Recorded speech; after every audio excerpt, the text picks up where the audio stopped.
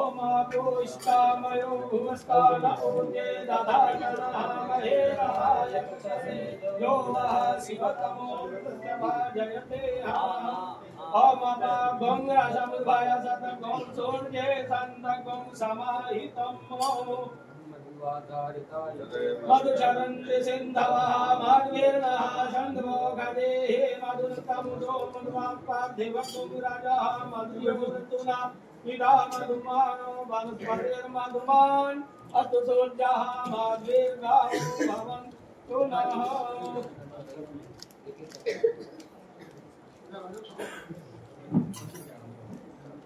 पशुपतये करुणाजामाय वनितारो प्राणभूरूपः आर्जन्यः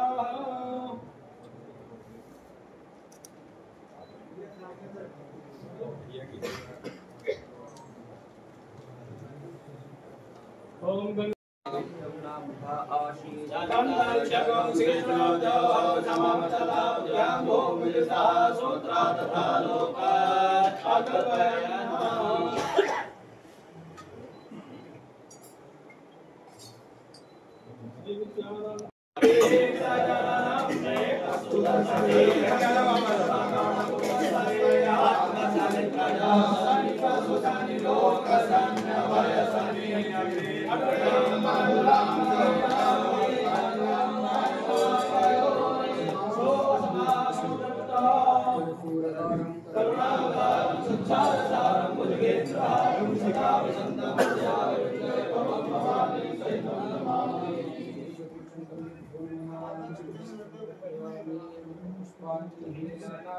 पुष्पाणि यथाकालो भवन्ति च पुष्पाणि निर्मयादत्ता ग्रहणः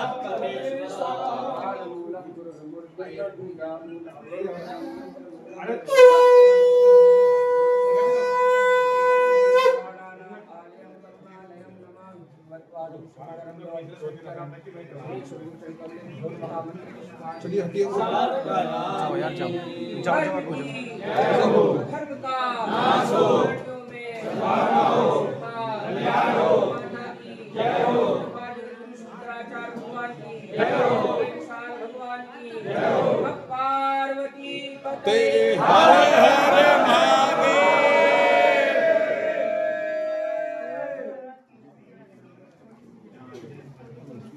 शंकराचार्य जी महाराज जी के दर्शन हुए हैं। उन्होंने हम पर अति कृपा की और ये मां और महादेव का आशीर्वाद है। संघर्ष का पर्याय है जगत गुरु शंकराचार्य जी महाराज। हर सत्ता से टकराए हैं धर्म के लिए। अखिलेश यादव की सरकार से भी टकराए हैं, राम जन्मभूमि के लिए कांग्रेस की सरकार से भी टकराए हैं और अब गौ माता की रक्षा के लिए अब जो सत्ताएं हैं उनसे भी लगातार टकरा रहे हैं, क्योंकि शंकराचार्य धर्म के पर्याय होते हैं। मैं महाराज जी के चरणों में कोटि कोटि प्रणाम करता हूं। महाराज जी आपसे पहले कोई जगत गुरु शंकराचार्य जी इस मंदिर में हमारे सामने तो नहीं आया, पहले कभी आते होंगे, हमने तो देखा नहीं। ये 95% आबादी मुसलमानों की है यहाँ इस कस्बे में। वोटों में 90%, लेकिन आबादी में क्या छोटे बहुत ज्यादा बच्चे, तो लगभग 95% है। महाकाली का अति प्राचीन मंदिर, ये जन विश्वास है कि यहाँ शिव की स्थापना, महादेव शिव की स्थापना भगवान श्री परशुराम जी ने की थी। आज आपका आशीर्वाद पाकर, आपको यहाँ देखकर हम सब लोग बहुत ही धन्य अपने आप को मानते हैं। आपका आदेश है कि इनके बारे में बताया जाए।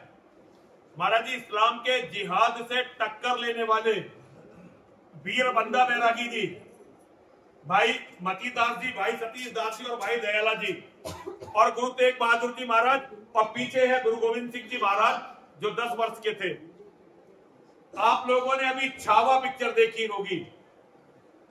एक ही, आप तो बाबू जी हमारे जिस दिन पहले हम गए थे, बाद में आप गए थे, एक ही सवाल, धर्म छोड़ दो और इस्लाम स्वीकार कर लो, इन लोगों के सामने रखा गया था। कश्मीर के ब्राह्मण एकत्रित होकर गुरु तेग बहादुर जी के पास गए थे और उन्हें बताया था कि औरंगजेब बहुत अत्याचार कर रहा है, औरंगजेब को इस्लाम का जिंदा पीर माना जाता है, और आप मुसलमानों से जब बात करेंगे तो वो कहते हैं औरंगजेब रहमतुल्लाह अलैह, जिसका धरती पर अवतार हुआ हो, जिस पर अल्लाह की अति कृपा हुई हो, जिस पर अल्लाह का अति रहम हुआ हो, वो होता है बड़ी हस्तियों के लिए लगाया जाता है। तो जैसे महमूद गजनवी, मोहम्मद गौरी, मोहम्मद बिन कासिम और जितने बड़े तैमूर लंगड़ा, इन सबको मौलाना रहमतुल अलैह बोलते हैं, जो अल्लाह के कृपा से धरती को धन्य करने के लिए धरती पर अवतरित हुए, क्योंकि इन लोगों ने जो किया वही असली इस्लाम था। बाकी मौलाना जो झूठ बोलते हैं अलग बात है। तो गुरु तेग बहादुर जी अपने 3 शिष्यों के साथ दिल्ली आए ब्राह्मणों के कहने पर। जब ब्राह्मणों ने गुरु महाराज से कहा था कि भाई औरंगजेब बहुत अत्याचार कर रहा है, तो उन्होंने कहा कि यदि कोई बड़ा साधु, कोई बड़ा संत अपना बलिदान देगा तो ये अत्याचारों के खिलाफ हिंदू लड़ने को तैयार होगा। जनमानस बलिदान के बाद अपना बलिदान देने के लिए तैयार होता है जब बड़े लोग बलिदान दे देते हैं। तो 10 वर्ष के थे इनके बेटे गोविंद राय जी महाराज, उन्होंने कहा पिताजी आपसे बड़ा कौन है, आप तो बलिदान दो। तब ये बलिदान देने के लिए आए थे। और जहां गुरुद्वारा शीशगंज है वहीं इनके 3 ब्राह्मण शिष्य थे, भाई सतीदास, भाई मतीदास, भाई दयाला। तो औरंगजेब ने कहा भाई तुम अपना धर्म परिवर्तन करो। तो गुरु तेग बहादुर जी महाराज ने कहा कि पहले मेरे शिष्यों का करवा लो, अगर मेरा एक भी शिष्य धर्म परिवर्तन के लिए मान गया, इस्लाम में आ गया, तो मैं भी आ जाऊंगा। तो सबसे पहले बुजुर्ग ब्राह्मण थे भाई मतीदास, इनको कहा कि धर्म परिवर्तन करो। इन्होंने कहा धर्म परिवर्तन नहीं करेंगे, तो इन्हें आरे से चीरा गया था। फिर अगले दिन इनके छोटे भाई भाई सतीदास जी को ये खौलते हुए तेल में उबाला गया था, खौलते हुए तेल में बैठाकर उबाल दिया गया था।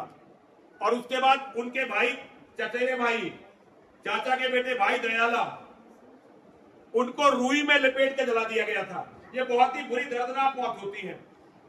और उसके बाद जब इनका 3 शिष्यों का बलिदान हो गया, तो औरंगजेब ने सोचा गुरु महाराज बूढ़े डर गए होंगे।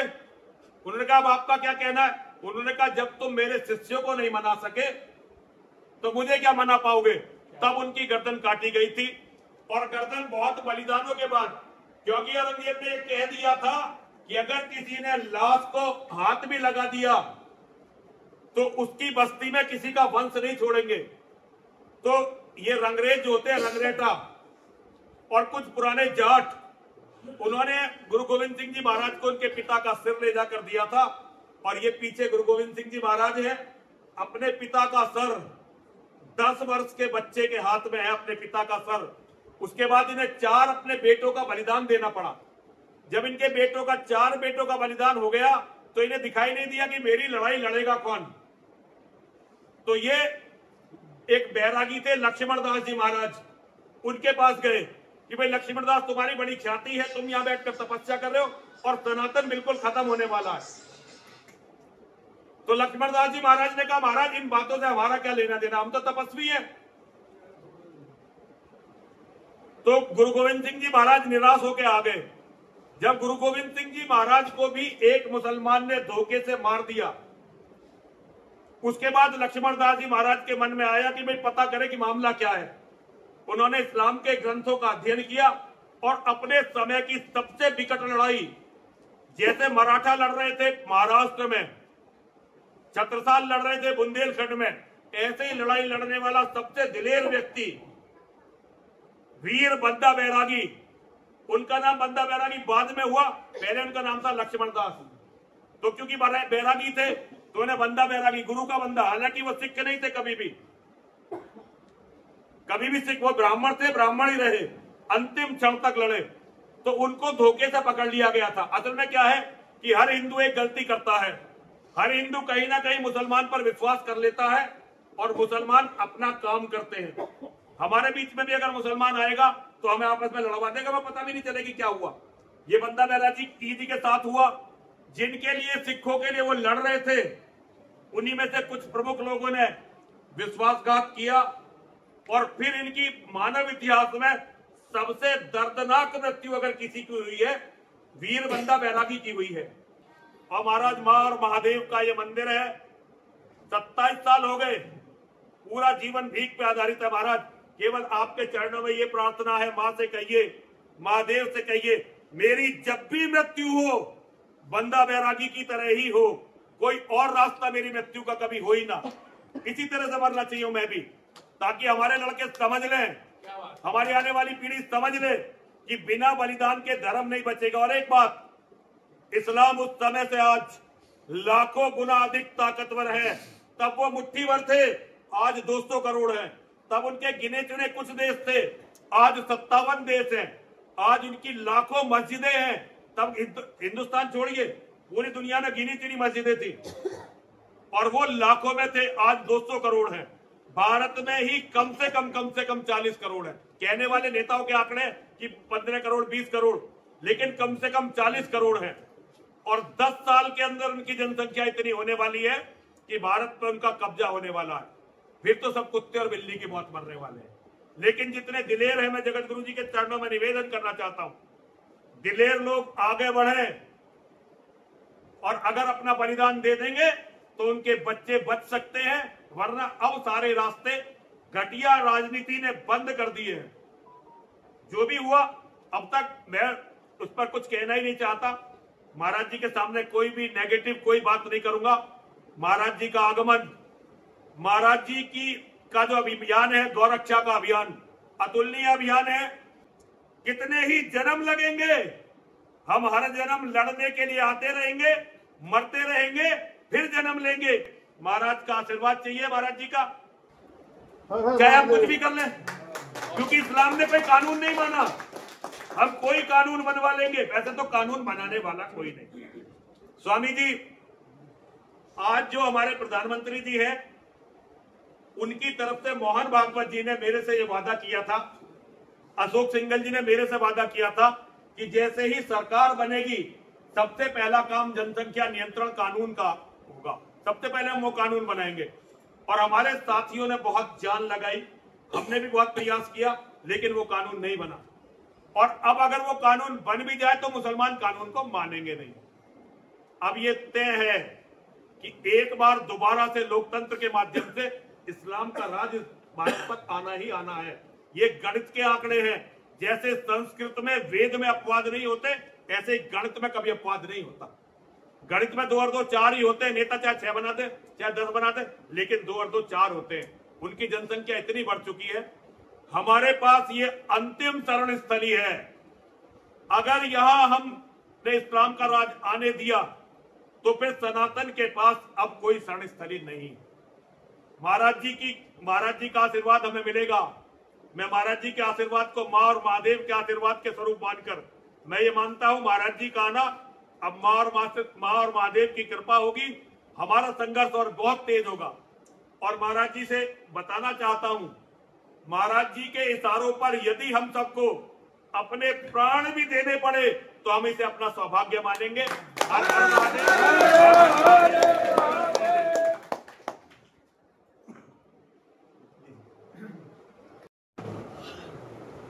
उस पवित्र प्रांगण में आकर के हम लोग बैठे, जहां देवी जागृत होकर के निवास कर, और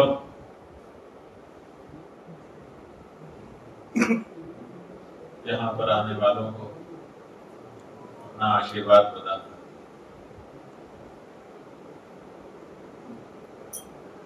हमारे मन में लंबे समय से ये भावना थी, किसी वीर के पास चला जाए। क्या बात है।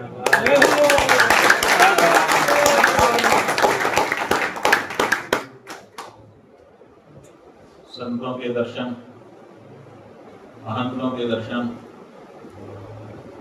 देवों के दर्शन, पूजनीयों के दर्शन के लिए हम लोग जाते ही रहते हैं। लेकिन अब जरूरत पड़ गई है कि अब हिंदू समाज वीरों के दर्शन के लिए कर सके।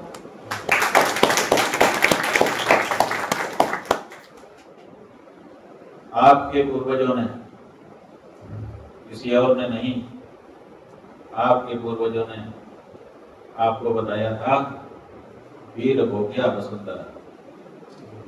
ये वसुंधरा वीर हो गया। इसलिए वीरता, शूरता, ये आपके जीवन का अनिवार्य अंग होना चाहिए। न दैन्यम न पलायनम, न वीरता और न भयभीत होकर के भागना, ये हिंदू के स्वभाव में नहीं होता। क्यों नहीं होता हिंदू के स्वभाव? क्योंकि हिंदू दर्शन ही एकमात्र ऐसा दर्शन है जिसमें यह बताया गया है कि योगी, तपस्वी, मनस्वी जीवन पर्यंत तपस्या करके जिस गति को प्राप्त करते हैं, उस गति को धर्म युद्ध में लड़ते हुए हेत हो जाने वाला वीर भी प्राप्त कर लेता है। और वीर गति प्राप्त करके अगर उसको संसार में आना होता है, फिर से आ जाता है। ये हिंदू दर्शन है जिसमें शरीर को कपड़े की तरह से बताया। वासांग से जीर्णानि यथा विहाय नवानि गृह्णाति नरोपराणि तथा शरीराणि विहाय जीर्णानि अन्यानि संयाति नवानि देहि। जैसे पुराने कपड़े को उतार करके हम नया कपड़ा पहन लेते हैं, बस इसी तरह से आत्मा शरीर रूपी कपड़ों को समय समय पर बदलता रहता है। नयनम छिन्नन्ति शस्त्राणि नयनम दहति पावकः न चैनं क्लेदयन्ति आपो न शोषयति मारुतः। ये जो हम हैं, हम माने आत्मा के रूप में हम, उसको संसार में कोई है नहीं जो मार सके, जो है नहीं जो तोड़ सके। इसलिए हम मरने वाले हैं ही नहीं। अरे हमारे कपड़े को फाड़ दोगे, हम दूसरा कपड़ा पहन लेंगे। देखिए हमारे देश में आए तो वे लोग जिनके बारे में अभी चर्चा हो रही, उन्होंने हमारे देवताओं की मूर्तियों को तोड़ना शुरू कर दिया।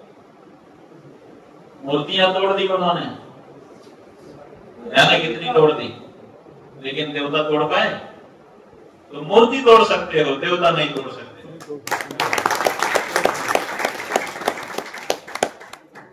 उन्होंने जाने कितनी मूर्तियां तोड़ी, लेकिन देवता नहीं टूटा। देवता आज भी जहां का तहां विद्यमान है और आशीर्वाद प्रदान कर रहा है। ऐसे ही जैसे मूर्तियां तोड़ करके मूर्खता दिखा दी, देवता नहीं तोड़ सके, ऐसे ही हमारे शरीर को मार सकते हो, हमें मारने की तुम्हारे बाप में औकात नहीं। हम मरते ही नहीं, और हम मरते नहीं, हम मारते भी नहीं। हमको मारने वाला अपनी हिंसा की भावना से स्वयं मर जाता है। ये सिद्धांत हमारे यहाँ निरूपित है कि हम मारेंगे नहीं, लेकिन हमको मारने की भावना जो करेगा, अपनी हिंसा की भावना से खुद मर जाएगा, अपनी मौत मर जाते हैं। जाने कितने आए और कितने कराल काल के काल में समा करके चले गए। और ये सनातन संस्कृति जहाँ की तहाँ विद्यमान है और ध्वज पता कर ले रहा है, आगे बढ़ रहा है। और जहाँ तक संख्या की बात है, इसकी संख्या कितनी हो, राजनीति के देखते, वीर पुरुष संख्या नहीं देखते। वीर पुरुष तो छाती में बल कितना है ये देखते। आ जाओ आ जाओ, तुम्हारी छाती में बल है। इसलिए इसका कोई मतलब ही नहीं है कि किसकी कितनी संख्या है। हो जाओ कई करोड़, लेकिन जब हमारा सिंह दहाड़ेगा, जैसे दासना के देवी मंदिर का सिंह, हमारा यदि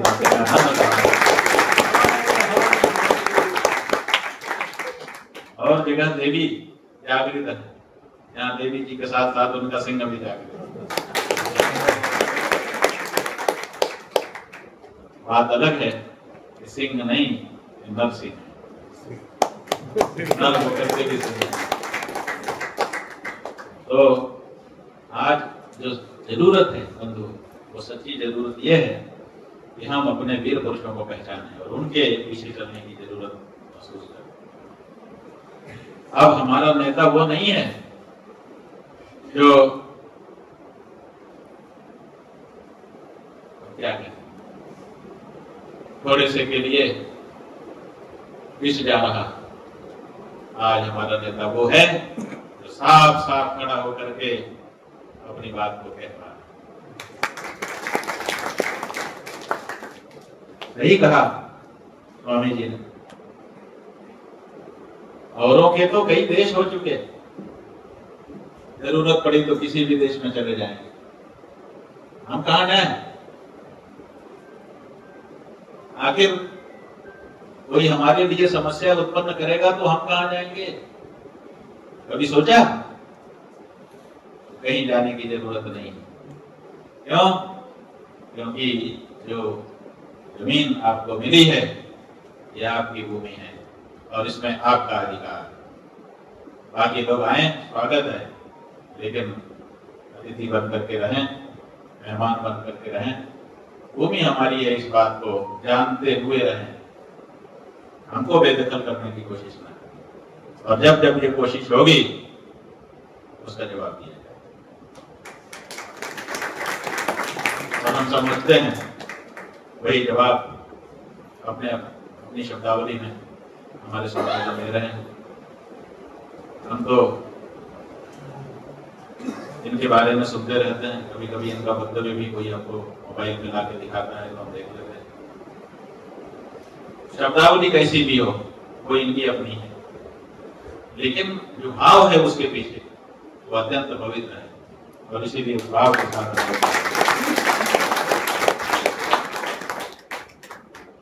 और यह जो भाव है आज उसी भाव की हर हिंदू के हृदय में जरूरत है।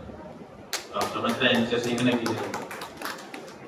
अब वो समय नहीं है कि आप समझौता करें, अब जरूरत है कि लोगों को आप अपने रूप में जैसे आप हैं उसी रूप में दिखाई दे। हम ऐसे हैं तो हैं, दृढ़ता के साथ अपने सच्चे स्वरूप को सामने ले आइए। कोई संकोच नहीं है, संकोच का समय चला। हमारे पूजनीय पुरुषों ने जो बलिदान दिए हैं वो हमको प्रेरणा दे रहे हैं और हम डरते नहीं हैं।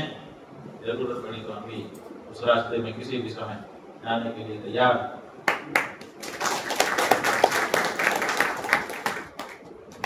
इसीलिए हमने गौ माता के बारे में चर्चा शुरू की है।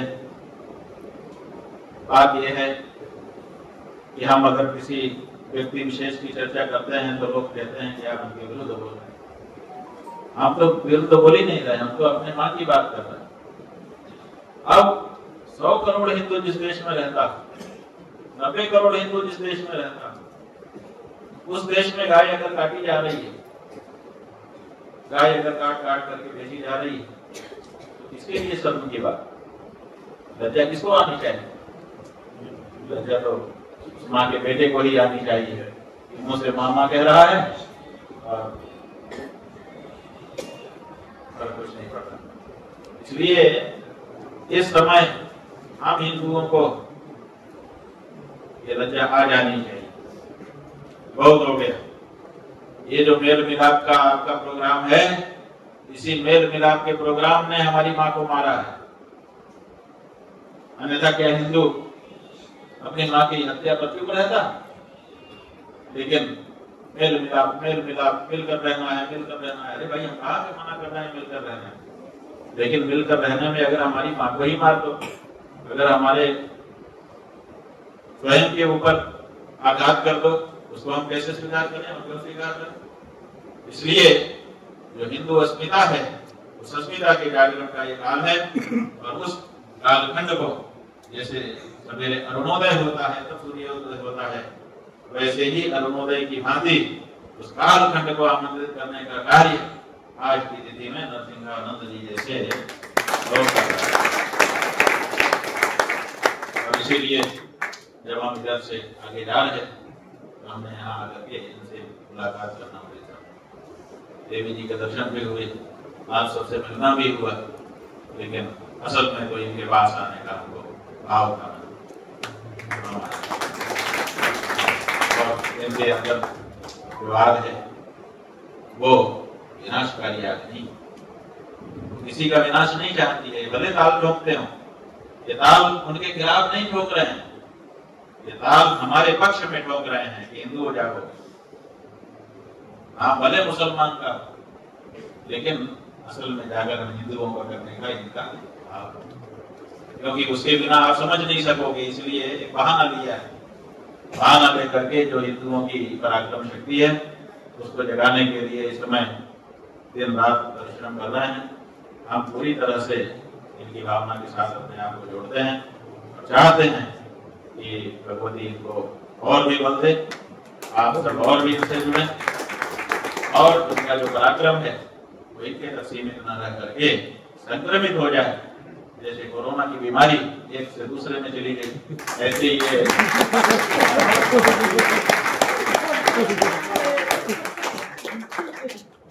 वीरता का भाव एक दूसरे में संक्रमित होता चला जाए और जहां से देखो वहीं से वो आवाज आने लग जाए, जिस आवाज के लिए सैकड़ों सालों से हम हिंदू समाज के लोग तरस गए। हमारी पुरानी जो इतिहास की धारा है उसमें वो सब दिखाई देता है, लेकिन आज कहीं न कहीं से उसका टूटा पड़ गया है। उसी को समाप्त करने के लिए और फिर से हिंदू समाज में वीरता का संचार करने के लिए ये उद्यम हो रहा है। इसी तरह के और भी लोगों की खोज की जानी चाहिए और हिंदू वीरों का एक सम्मेलन बुलाया जाना है। आप लोग इस बारे में चर्चा करिए, क्योंकि अब गौ रक्षा के लिए अपने को और भी आगे बढ़ना पड़ेगा। गौ रक्षा का मतलब केवल गौ रक्षा नहीं है, गौ रक्षा का मतलब गाय के हम बेटे बेटियों की भी रक्षा है। जो हिंदू समाज के लोग हैं वो गाय को माता कहते हैं, तो हम बेटे बेटियां भी तो माँ के साथ रखी होंगे, केवल माँ की रक्षा करें। माँ की रक्षा का मतलब अपनी स्वयं की रक्षा है। तो उस व्याज से फिर से एक उपक्रम आरंभ कर दिया गया है, जल्दी से जल्दी इसको आगे बढ़ाना है। हम चाहते हैं कि स्वामी जी के नेतृत्व में हिंदू वीरों और वीरांगनाओं का है अपने देश में, अब उनको खोज करके उनको पहचानने की जरूरत है। पहचान करके उनका एक सम्मेलन करके उनको टास्क देने की, उनको एक मार्ग देने की आवश्यकता है। अगर ये होगा तो निश्चित रूप से ये बात आगे बढ़ेगी और इसका अच्छा ही परिणाम निकल करके आएगा। हम किसी के विरुद्ध नहीं है, हम मुसलमान के विरुद्ध नहीं है, हम बिल्कुल साफ कह रहे हैं, लेकिन आक्रांता अत्याचारी उसके विरुद्ध जरूर है, ये भी कहना चाहते हैं। ये जो चित्र यहाँ पर दिखाई दे रहे हैं ये ऐतिहासिक चित्र है, ये कोई कल्पना से नहीं बनाए हैं, स्वामी जी ने कल्पना की और बना दी। ये भारत का इतिहास यहाँ पर दीवारों पर दर्ज दिखाई दे रहा है। ये क्रूरता किसी ने तो की है।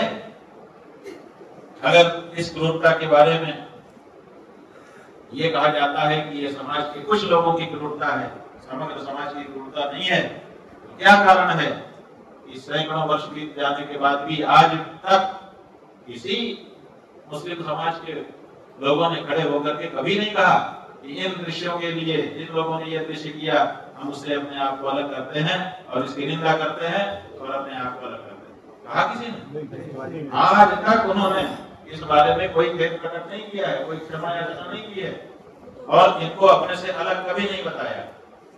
तो ये हम मुसलमान के खिलाफ नहीं है, लेकिन अगर मुसलमान अपने उन अत्याचारी पूर्वजों के साथ खड़ा है तो उसके साथ जोड़ करके हम उसके खिलाफ हैं। असल में हम मुसलमान के खिलाफ नहीं है, अत्याचार के खिलाफ, अनाचार के खिलाफ, और अत्याचार अनाचार के खिलाफ खड़ा होना हमारा धर्म है और हम आगे भी खड़े रहेंगे। घोषणा पूर्वक ये कहने में हमें कोई गुरेज नहीं है। बंधुओं बहुत अच्छा है, अभी तो कोई ज्यादा कुछ कहने का अवसर है ही नहीं, हम तो बस आए हैं इनके पास चलें। हमको भी अच्छा लगे कि हम एक वीर के पास गए और इनको भी अच्छा लगेगा क्योंकि इनका भी मन हमारे प्रति थोड़ा रहता है। काशी में हमारे मन में आप पहले बता रहे थे और वहीं से फिर हम लोगों का परिचय हुआ। उसके बाद अनेक ऐसे अवसर आए और अभी कुंभ में परम धर्म संसद में आप भी आए थे, आपका भी व्याख्यान हुआ था, तो इन्होंने हमको आमंत्रित किया। कोई संवाद कार्यक्रम, धर्म संवाद कार्यक्रम आपके द्वारा कुंभ में आयोजित था। इन्होंने हमसे कहा था कि आप आइए, लेकिन कुछ तकनीकी कारणों से हम वहाँ पर नहीं जा पाए। तो हमने सोचा कि इन्होंने बुलाया था और अगर हम नहीं जाएंगे तो ये ठीक नहीं होगा, तो वहां नहीं जा पाए तो कोई बात नहीं, जहां ये है वहीं चले।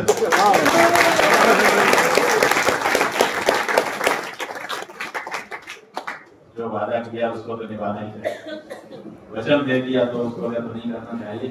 हमने कहा था कि हम आएंगे, ठीक है, वहां नहीं आ सके तो यहाँ आए। और ये धर्म संवाद ही इनका तो जहाँ देखो वहीं धर्म संवाद, धर्म की बात करते हैं, वो तो कोई बात करते ही नहीं। तो हमने अपना वचन भी निभा दिया, इनके प्रति जो हमारे भाव थे उसको भी प्रकट कर दिया। और आप सबसे भी मिलना हो गया, भगवती का दर्शन भी हो गया। बहुत आनंद इस समय हमारे हृदय में है। आप सबके लिए खूब खूब भगवान बद्री विशाल का आशीर्वाद मांगते हुए यहीं पर हम अपनी वाणी को विराम दें। हर हर महादेव।